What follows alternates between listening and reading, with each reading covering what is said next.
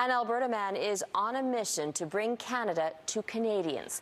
Tim Van Horn is on a cross-country journey. He's a photographer who came up with a plan to make a massive montage just in time for our nation's 150th birthday.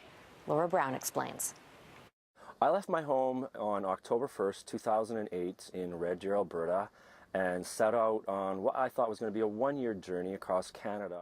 5 years later, photographer Tim Van Horn is still on that journey, living out of this 32-year-old van, affectionately named Maple. Maple is one of a kind, covered with 4,000 portraits of Canadians from coast to coast.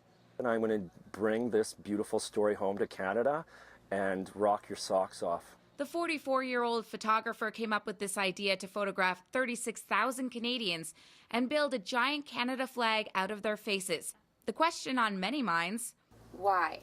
Well, Canada's spread out, and it's a lot of times people from Vancouver aren't going to make it over to Moncton, and Moncton's not going to make it to Vancouver, and so this mosaic brings the whole country together, possibly for the first time. Tim leads a simple lifestyle while living in Maple. He says there are sacrifices to be made when you're building a mosaic meant to reflect a country that spans some 10 million square kilometers. Living in a van is a romantic notion. It's fine for the weekend or maybe even 2 weeks, but not years on end, not 58 months continuously. My body has gone through some serious hits with this. You know, I have a lot of pain where I never had it before. I'm alone a lot of times, so I have to find a lot of inner strength. And Maple doesn't have a great mileage record. Tim says it costs him about $175 to fill up, and that only gets him 500 kilometers. So he's turning to Canadians for help, asking for about $5 a kilometer. In 2016, Tim will begin to put the pieces together and build the flag on a repurposed school bus. Then he'll hit the road again in 2017 to celebrate Canada's 150th birthday. I heard about this mosaic from my dad, who's been following him for a little while.